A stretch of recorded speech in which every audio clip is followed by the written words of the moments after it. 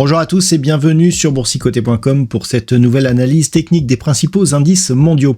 Et donc cette ligne ici en pointillé représente ni plus ni moins que l'ancien record que nous avions sur le CAC 40 au mois de mai de l'année dernière. Donc comme on peut le voir, depuis ici cette séance du 13 février, les nouveaux records, si on tient compte des dividendes, ont été battus. Donc en réinvestissant les dividendes, on a bien une dynamique qui reste haussière sur le moyen long terme sur l'indice parisien. Ce que l'on peut observer aussi, c'est que l'on a eu donc un nouveau record ce lundi, puisque le 3 mai, eh bien, on est venu s'inscrire ici sur un nouveau plus haut. Et surtout, ce qui est intéressant, c'est que, et il faut bien regarder cette ligne, on voit bien ici que c'est un axe par rapport à la phase de consolidation horizontale que j'explique donc dans l'analyse du CAC 40, le cash. Et c'est intéressant, puisque vous allez voir, lorsque l'on va passer notamment sur le DAX, c'est avec cette ligne que l'on s'aperçoit que le CAC 40 est toujours en sous-performance par rapport à l'indice allemand. Donc globalement, on retrouve les mêmes niveaux, à savoir ici cette zone de 24 950 points qui, en cas de cassure, nous donnera un signal de retournement, mais globalement on est toujours ici dans une dynamique haussière et une phase de consolidation qui n'invalide pas pour l'instant ce mouvement, puisque là aussi nous sommes sur des points bas qui se retrouvent sur la moyenne mobile 20 exponentielle qui agit plutôt comme zone de support actuellement. Et c'est donc en passant sur le DAX que l'on voit que les choses changent. Là, vous voyez, c'est le gap du 13 février, et donc je dirais l'accélération qui a porté sur des nouveaux records. Et vous voyez que si on trace une régression linéaire ici à partir de ce 13 mai, on voit ici que la dynamique elle est haussière. On a beaucoup moins de contacts sur la moyenne mobile 20 exponentielle et on a une progression constante. On a eu un nouveau record sur l'indice allemand donc hier.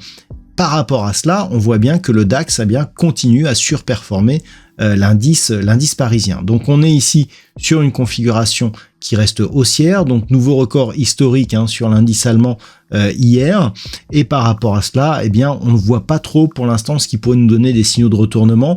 Il faudrait casser cette zone ici. Alors vous voyez cette zone qui a été gapée ici le 13 février, qui est devenu support ici sur cette phase, donc 22 250 points grossièrement, de laquelle on s'est approché ici sur la séance de mardi. Globalement, tant que l'on est au niveau de cette zone, donc proche des 22 250 points, on est sur une dynamique qui reste haussière, potentiellement forte. Aussi au niveau des volumes, on voit bien que les volumes qui sont inscrits sur les séances haussières sont plus forts que les volumes qui sont inscrits sur les séances baissières. Donc globalement, avec des indicateurs ici qui nous démontrent une petite faiblesse effectivement, mais sans vraiment phase de retournement, à part sur le RSI où on voit qu'on est sur une trajectoire de sortie de la zone de surachat. On a des petits signaux ici d'une éventuelle consolidation, mais qui ne sont pas très forts actuellement. Donc on cherchera à observer ce qui se passe ici sur la zone éventuelle des 22 250 points sur le DAX, ce qui veut dire que tant que l'on est au-dessus, ça reste haussier sur tous les horizons de temps. Sur l'Eurostoxx 50, on a une configuration qui ressemble assez à ce que nous avons sur l'indice parisien, à savoir quelque chose ici qui se neutralise, un peu plus de contact ici sur la moyenne mobile 20 exponentielle, du mal à inscrire de nouveaux plus hauts significatifs, mais si on réduit l'espace de temps, voilà, on voit que l'on est sur des points hauts historiques depuis maintenant la rupture de cette ancienne zone de record, donc 5105, et ça a eu lieu ici au mois de janvier de cette année. Donc on reste sur une dynamique haussière, on voit que la moyenne mobile 20 exponentielle ici agit comme zone de support sur cet indice européen. Les indicateurs sont plutôt sur une phase, je dirais, d'affaiblissement, on le voit notamment au niveau du RSI, que sur une vraie phase de retournement. Donc la consolidation est possible et pourrait être confirmée en cas de cassure de ce point bas significatif que l'on trouve à 5370 points. Mais tant ici que les moyennes mobiles, fussent-elles mal positionnées, agissent comme support sur les cours, on peut considérer que nous sommes dans une phase de consolidation horizontale d'une tendance qui reste haussière, et toute cassure ici de cette nouvelle zone de record qui se situe proche des 5567 points, nous donnerait un signal de poursuite du mouvement haussier.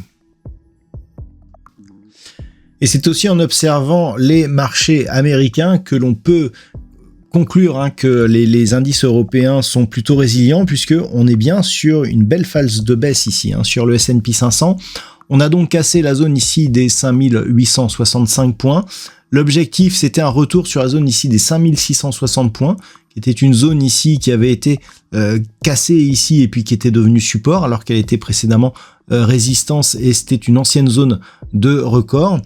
Le fait éventuellement de revenir sur cette zone n'est pas très grave, c'est le fait de la casser surtout qui aurait un signal, qui serait un signal technique important. Ce que l'on peut observer, c'est que depuis cette séance ici du 21 février, eh bien, on longe la bande de Bollinger inférieure. Il n'y a pas eu encore de phase de rebond. Cette petite tentative ici qui s'est approchée de la moyenne mobile n'a pas permis de développer un signal assez fort. Donc, grossièrement, on est sur un signal pour l'instant de retournement, je dirais majeur, puisqu'on a eu ici une phase horizontale, donc de temporisation d'un point de vue moyen terme. Le fait que l'on casse ici, eh bien, nous place dans une potentielle phase de retournement. On commence à casser des points bas significatifs.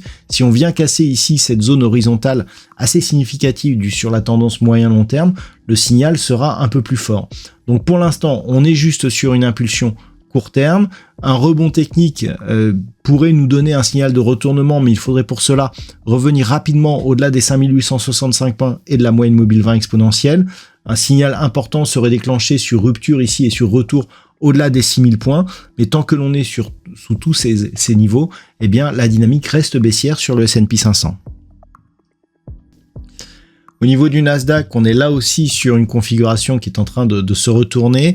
La cassure des 20 680 points a envoyé un signal fort. On est depuis ici sur un contact permanent avec la bande de Bollinger inférieure. Il n'y a aucune tentative de rebond technique. Donc grossièrement, eh bien, par rapport à cette phase de consolidation ici, on a quasiment un double top. On est venu ici chercher des zones de points bas inférieures à l'objectif donc de cette configuration, puisqu'on aurait pu se contenter ici de revenir sur une zone proche des 20 300 points. Là, on est en dessous. On peut revenir ici sur une zone intermédiaire des 19 540 points.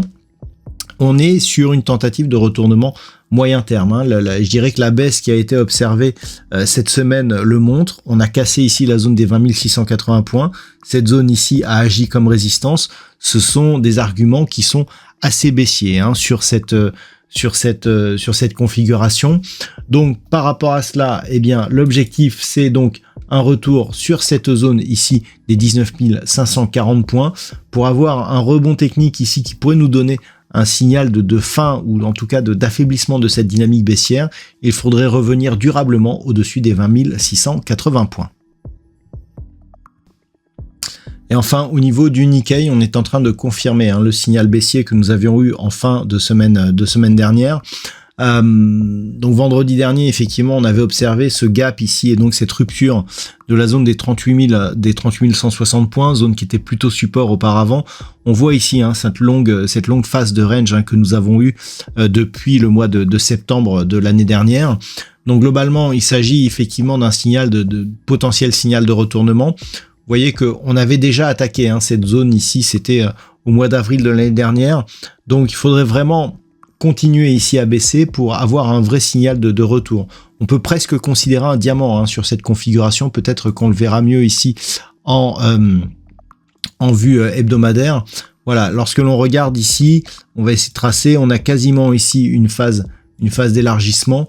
Si on a ici une phase de resserrement, eh bien on pourrait avoir effectivement un diamant qui se forme. Bon, c'est pas pur comme tracé, mais grossièrement le fait éventuellement de casser ici cette zone des 30 750 points nous donnera un signal de retournement assez fort. C'est-à-dire que d'un point de vue moyen-long terme, le signal serait, je dirais, assez puissant. On a qui plus est cette zone ici qui avait été support. Donc je vous rappelle qu'on est en vue hebdomadaire lors de cette phase d'évolution en 2023.